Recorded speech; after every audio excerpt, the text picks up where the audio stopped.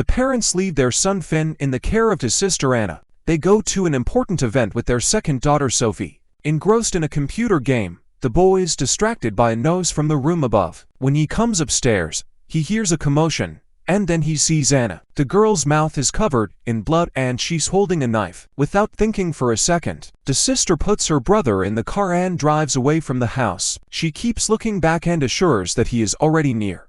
Stopping at a bridge, she climbs over the railing and tells Finn to do the same. At one point, the boy makes an awkward movement with his foot and throws his sister down. A few years later, a young man, Finn Bergman, is examined. Dr. Steinck reports that the results have deteriorated by 15%, which is not a good thing for a guy who belongs to a generation of privilege. After receiving medication from the doctor, the young man goes downstairs. Right after him, his sister Sophie goes for a checkup. Afterward, the young people go to school. Finn looks at Samira with adoration, but again pauses without deciding to speak to her. In the morning, his parents remind him that the guy must visit his grandfather, and he immediately goes to the hospital. The man is preparing for surgery, so he is very glad that his grandson came to support him. He asks Finn how he is doing at school and whether he has finally approached Samira. He asks her to pray for him. As he leaves the hospital, the boy hears what sounds like a growl. It's the same sound he heard the night Anna died. When he looks into one of the rooms, he realizes that it's just a patient breathing with the help of an oxygen tank. At home, Finn overhears his parents talking. They discuss whether their son is ready for the fact that his grandfather will soon be gone. Martin assures that he is stronger than Anna and Sophie, so he will definitely withstand everything. During the night he wakes up to voices coming from downstairs. He cautiously leaves the room and walks around the house, watching what is happening in the living room through the window. His sister Sophie sits in front of an elderly woman who has been brought in a wheelchair. She examines and gropes the girl, while the parents watch proudly. The man who brought the old woman assures her that this young body belongs to her. At that moment, something unknown knocks the boy off his feet. Finn wakes up surrounded by his worried parents and sister. He tells them what he saw. Martin assures him that they're the only people in the house. The relatives are sure that the boy has a psychological aggravation, which he got after Anna's death. In the afternoon, the young man goes into his sister's room and sees that someone seems to be holding her in the closet. Swinging the door open, he sees Sophie, who was just changing her clothes. At school, Finn shares his problems with Lena. He's sure that what he saw at night was real, but he just can't understand why his parents are hiding it. He thinks something might happen to Sophie because of him, because she's 18 years old now. That's how old Anna was when she died. Their conversation is interrupted by Safi's raised voice. She asks her boyfriend Ramin to leave her alone. Later, at the gym class, the girl's nose bleeds, after which she falls off the rope and loses consciousness. At home, after the doctor's examination, the girl asks her brother not to let Ramin in. Finn is surprised, because a second before he noticed that his sister had moved the cup with muscle power. In the evening, the young people agree to meet at a cafe near the bus station. Ramin arrives first. Sitting at a table, he hears Mrs. Erickson calling him from the washing area. The guy goes there and sees that the woman is lying motionless. When he tries to bring her to her senses, she throws him aside with one look, and then breaks her neck. When Finn arrives at the rendezvous, he finds the dismembered body of a friend. The young man turns around and sees a terrifying creature made of sand and earth. He runs away and calls the police. Martin also arrives on the scene. The man is worried about the psychological state of his son. Police Inspector Gerber is convinced that Ramin committed suicide. Finn does not believe that a friend could do this. Especially, he appointed him a meeting and wrote that he was in danger. But when the young man is about to show the police message, he realizes with horror that the correspondence is empty. At home, the family tells Sophie about what happened. The girl considers herself guilty for the death of the Powney. But when Finn starts to tell again about what he saw and that Ramin tried to warn them about something, the family looks at him with distrust.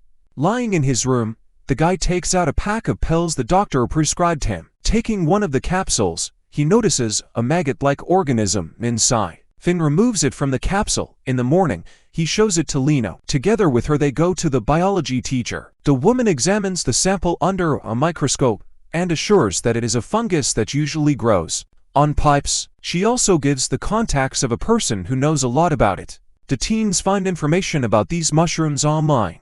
They say they cause hallucinations, also that witches and warlocks use them to open gates to the spirit world. Samira interrupts them. She herself approaches Finn and suggests that they sit together in the evening to study. The young man goes with Lena to Mrs. Novak's house to show her the mushroom they have found. When the woman sees it, her face changes. She asks Finn where he got the organism from, and when he tells her that he took the capsules it contains, Novak stares into his eyes for a long time. The young man immediately recalls the moment of Anna's death and starts coughing, spitting out all the maggots he had swallowed during the time he was taking the capsules. The woman assures him that his sister needs help.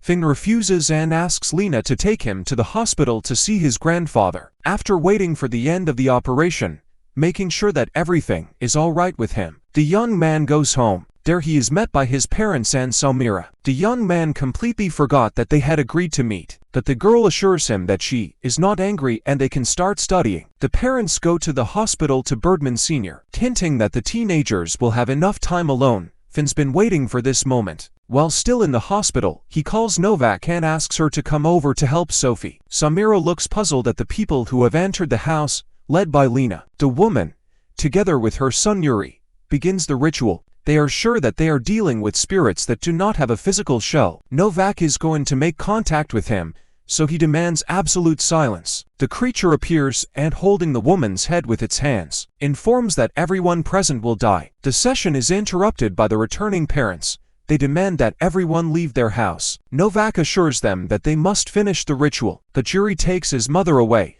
not wanting to watch the spirit torture her further. Finn follows the girls, as Lena and Samira are very scared.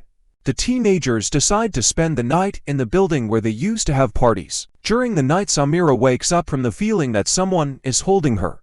Pulling back the blanket, she sees a spirit, but moments later it disappears, leaving only a trace on the girl's arm. The young man suggests they go to Novak's house immediately to finish the ritual. They are met by an unfamiliar man and informed that the woman and her son have packed their belongings and left. In the middle of the night, Samira offers to return home and apologizes to her parents to stop sounding the alarm. And once they come up with a plan, action can be taken. At school, the teenagers witness a terrifying scene. Their classmate, Lender, climbs onto the roof and puts a knife in his mouth, and then throws himself down.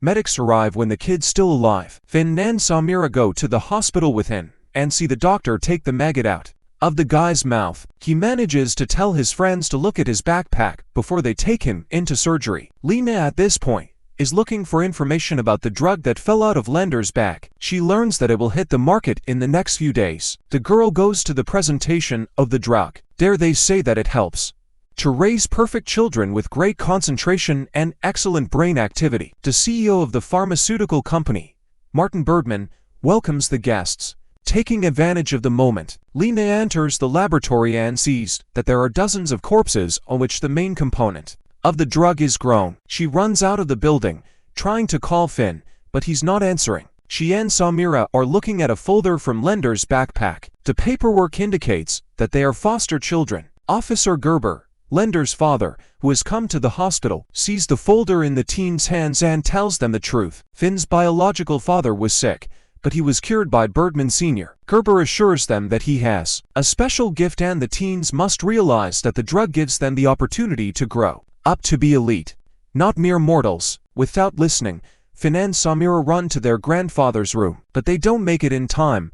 The man dies before their eyes. When the young man approaches the old man's bed, the doctor stabs him in the neck with a syringe and he immediately passes out. The boy regains consciousness at home, confined to a chair and under and for down. Samira watches in horror as her mother, Dr. Stenky, takes the young man to a secret room, on the walls of which are painted demons, devils and all sorts of spirits. At the end of the long corridor they are greeted with applause by a group of people led by his parents and Sophie. They say that the boy asked to give them his body, so that in the future it will become a receptacle for something bigger. The sister assures that the transition will be painless and the brother will feel practically nothing. Finn's head is fixed, a dilator is inserted into his mouth and his palate is cut open. Nearby, he sees his grandfather's body. The doctor shocks the old man's dead body and he comes back to life. Everyone present raises their heads and opens their mouths wide. black ash begins to fly out. Bergman Sr. sits on his grandson and also opens his mouth to release his spirit. The procedure is interrupted by Lena, who bursts into the room. The girl pours fuel on all those present who are as if in the astral. She sets fire to the saber and frees her friend.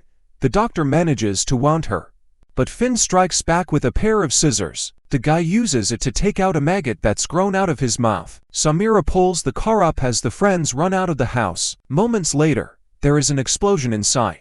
A burned Sophie stands in the way of the young people, but Finn realizes that this is no longer his sister, so he orders to run her down. At some point, black ash begins to seep into the interior of the car. Samira fails to cope with the control and the car hangs on the bridge. Breaking through the guardrail, the young people manage to get out before it goes down. Exhausted teenagers slowly walk away from the city, realizing that they will be searched for. Finn and Lena go on ahead, while Samira, who has fallen behind, stares at them with whitened eyes. The demon has taken possession of her body, which means they can't escape.